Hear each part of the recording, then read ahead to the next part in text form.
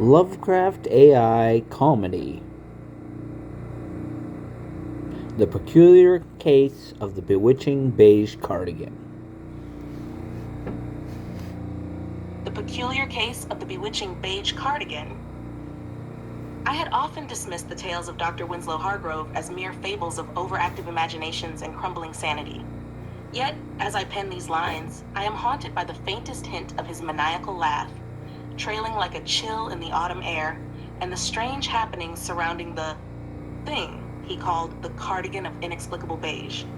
Hargrove was an eccentric man, you see, known throughout Arkham for his curious manner of dress and his penchant for muttering cryptic phrases about esoteric fashion beyond mortal comprehension. We all assumed he was dabbling in nonsense, for what garments could bear the mark of the arcane?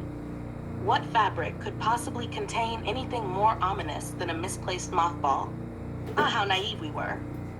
The discovery was, by Hargrove's own account, made at a yard sale held by a retired librarian, whose glassy stare suggested that she too had once been touched by the eldritch. She had attempted to describe the cardigan's origin as he examined it. "Oh, it just appeared one day," she mumbled, waving her hand as if brushing away a swarm of invisible insects. "It has always been there, like some ancient force." Hargrove's eyes sparkled with a feverish zeal as he parted with a nickel for the garment, a price he later confessed was an affront to forces beyond understanding. Upon donning the cardigan, Hargrove began to experience sensations he could only describe in letters that swiftly grew illegible, each penned in a frantic scrawl, spelling out visions of indescribable geometry, unnameable colors, and unspeakably uncomfortable necklines.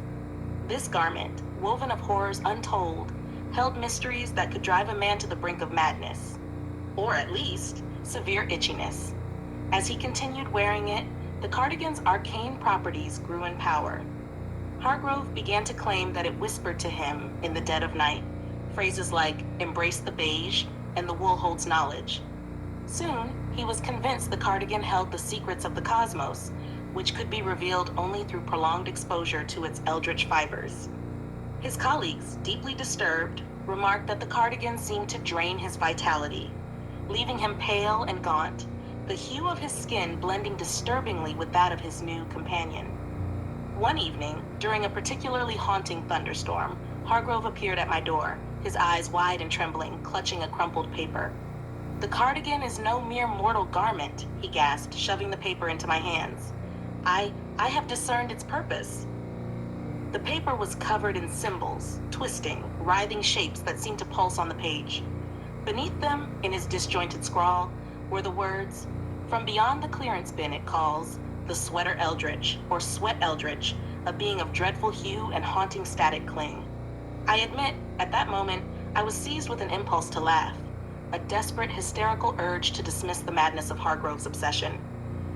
But as I glanced back at him, I saw it, a strange, unsettling smile creeping across his face. He whispered, "They say in the unknown realms, beyond the thin veil of space and time, lies the great old knit, the sweater supreme, known by a name that no sane tongue can pronounce. It has other forms, cardigans, scarves, even mittens, but all share the terrible power of endless itch." From that night on, Hargrove vanished, though his legacy haunts us still.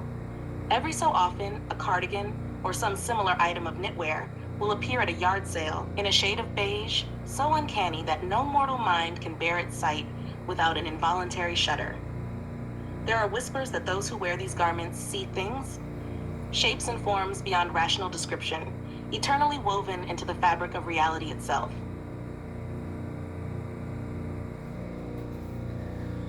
This has been the peculiar case of the bewitching beige cardigan. This has been Joseph Roszell thanking you for listening. Goodbye.